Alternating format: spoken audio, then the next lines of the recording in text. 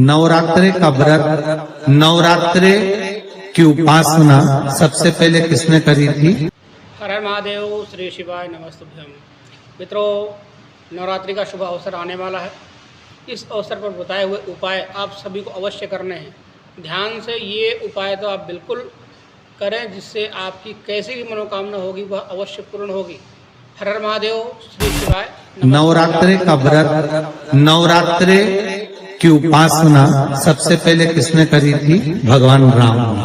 अश्विन भगवान राम, अश्विन के नवरात्रे में भगवान राम ने 9 दिन तक कलश की स्थापना कर लंकाधिपति रावण को मारने के लिए मां जगत जननी की आराधना की। भगवान राम ने मां जगत जननी की आराधना, मां जगदम्बा की आराधना।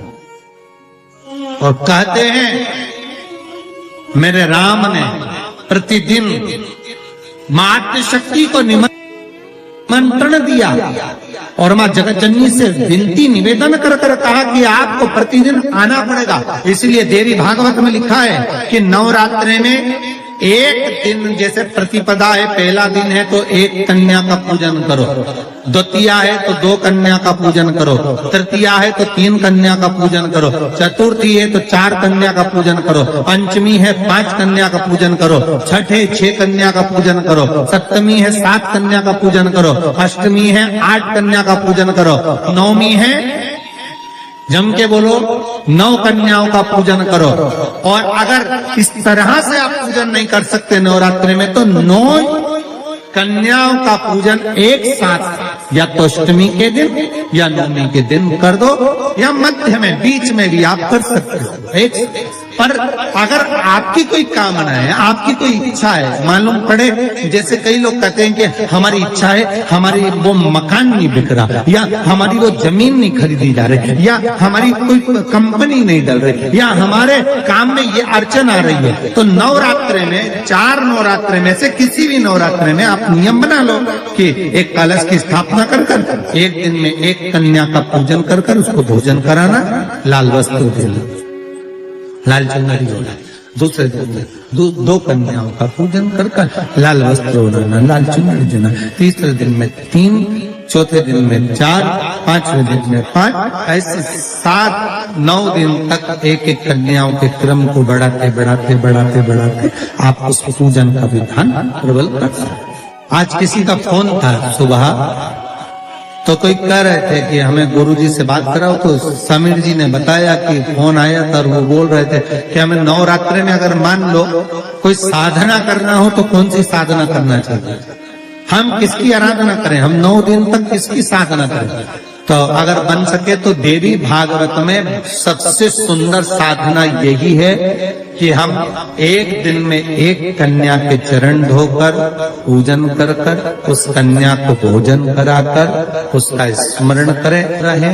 तब आप किसी कन्या को एक दिन में 1, 2 दिन में 2, 3 दिन में 3, 4 दिन में 4, 5 दिन में 5, ऐसे नवरात्रि 4 बार जो नवरात्रि आती, किसी भी नवरात्रि में आप स्मरण करें, उसका फल नहीं, उसका फल होगा। शिव पूजन का विधान किया है। पुलस्त बाबा ने कहा, जिस दिन मन में श्रद्धा और विश्वास दोनों प्रबल हो जाए, शंकर भगवान की जैसी मर्जी पड़े वैसी पूजन। स्त्री के लिए, नारी के लिए पुलस्त ऋषि कहते हैं, भगवान को रिझाने के लिए विधान की जरूरत स्त्री को नहीं है, नारी को विधान नहीं। अच्छा, एक बात बताना, बहुत सुंदर बात है, थोड़ा विचार कर बताना। आपकी गोद में छोटा सा बच्चा है, उसने गंदगी कर, आप मंदिर में हैं, महाकाल दर्शन करने गए, छोटे से बच्चे ने छीछी कर दी, गंदगी कर दी, जो भी करना था उसने कर दिया, आपने उसके कपड़ा चेंज कर दी, वापिस जाओगी, नहाओगी, उसके बाद दर्शन करोगी, उसके बाद जल चढ़ाओगी, जाकर नहाकर जल चढ़ाओगी क्या? नहीं। क्यों? क्योंकि छोटा बच्चा अगर गंदगी भी कर देता है, छोटा बच्चा अगर कुछ कर भी देता है, तो परमात्मा ने कह रखा है इसके लिए सब माफ है। उसी तरह आप बच्चा काम लोभ, आसक्ति, तृष्णा, वासना से दूर है। जब तक वो माया में नहीं पड़ा। हाँ, उसके बाद बड़ा हो गया और उसने गंदगी करी तो आपको फिर आप स्नान करना पड़ेगा। पर जब तक वो गोदी में है, वो कुछ भी करता है, उसका कोई दोष नहीं है। जितनी माताएं हैं, परमात्मा ने इनको कह रखा है, केवल रजस्वला धर्म के वो 7 दिन आपको शिव का स्पर्श नहीं। दूध चढ़ा रहे हैं शिव जी पर, तो किस लिए चढ़ा रहे हैं? दूध चढ़ाने का तरीका क्या है? कैसे समर्पित कर रहे हैं? अभी दीदी ने कहा कि बीमारी पर, तो वो दूध चढ़ाने का तरीका बदल गया। आपने दोनों हाथ, एक हाथ में जल, एक हाथ में दूध रखा और तरीका बदला। अभी तक आप दूध चढ़ा रहे थे तो ऐसे चढ़ा रहे थे। अर्थात किस जगह पर व्यक्ति पड़ा हुआ है, कोमा में है, वेंटिलेटर पर है, आईसीयू में है, उसका तरीका बदल जाता है दूध चढ़ाने। दवाई देने का भी तरीका बदल जाता है। अभी तक तुम धन प्राप्ति के लिए, व्यापार वृद्धि के लिए दूध चढ़ाने का स्थान चेंज हो जाता है।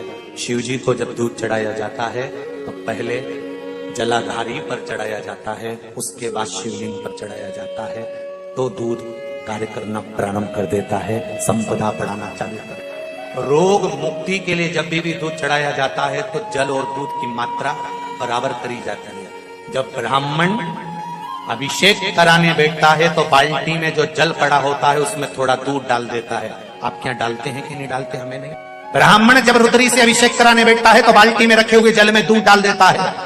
उससे पूछा कभी आपने कि महाराज जी, आपने ये बाल्टी के जल में दूध क्यों डाला गया है? बाल्टी भरी हुई पानी की और उसमें थोड़ा सा तुमने दूध क्यों डाला है? तो ब्राह्मण बताएगा कि दूध और पानी मिलाकर शंकर जी का अभिषेक इसलिए करा जाता है कि जिस गोत्र का व्यक्ति अभिषेक कर रहा है, इस गोत्र के व्यक्ति के यहाँ अगर कोई रोगीला है, कोई बीमार है, कोई कष्ट भोग रहा है, तो अभिषेक करते करते उसका रोग मिट जाए, इसलिए जल में दूध मिलाकर चढ़ाया जाए। कभी ब्राह्मण से पूछो तो, जब घर में संतान की वृद्धि नहीं होती है तो 7 कुआं बोलते हैं, तुम्हारे यहाँ बावड़ी बोलते हैं, तालाब बोलते हैं, जो भी हो, जहां जल का स्रोत बना हुआ, जल का जहां स्रोत बना, जल का स्रोत से मतलब होता है कि जिस कुएं में या हैंडपंप में या पानी जहां से आता रहता हो, ऐसे कुआं बावड़ी से 7 जगह से जल लाया जाता है। जब वंश प्राप्त नहीं होता, वंश नहीं बढ़ता, संतान नहीं होती, वंश की प्राप्ति नहीं होती, तब 7 कूप का जल लाकर ब्राह्मण देवता से कहकर रुद्राष्टाध्यायी से, रुद्री से अभिषेक किया जाता है। ब्राह्मण जब रुद्री से अभिषेक कराता है, एक एक कुएं का जल चढ़वाना चालू करता है और अभिषेक होने के बाद उसी जल का आचमन उस नारी को करा देता है जिसको संतान चाहिए। तो महाराज वंश की वृद्धि होना चालू है। जल का महत्व कोई समझे।